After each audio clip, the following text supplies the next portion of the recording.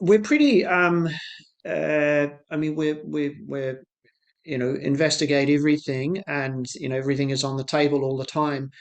The biggest variable for us would be the use of whole bunch, Mhm. and so some years you could think that it's a good year for a lot of whole bunch. Other years, maybe not so.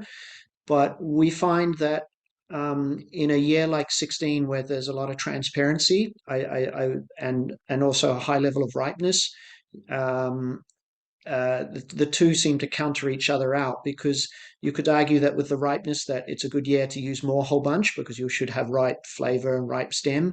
But Mhm. then also I worry about that the grapes ripened too quickly, that they don't have the depth and concentration to support the stemmy flavor. And we really don't want to Mhm. see the herbaceousness or the green character from the stems coming through in the wines.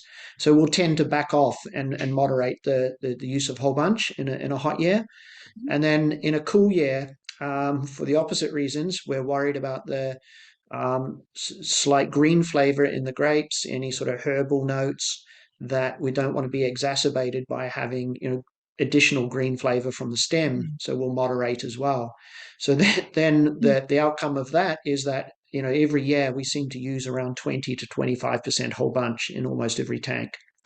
If we go over 30 or 35% whole bunch, I just find the stemmy character, the whole bunch character becomes too pervasive on the wine, and it starts to dominate and obscure the expression of the vineyard site. And I'd Mhm. rather have people talk about that this reminds them of Block 3, or this reminds them of Cornish Point, and that they can see the vineyard character, than sort of start to talk about a winemaking method like the use of whole bunches.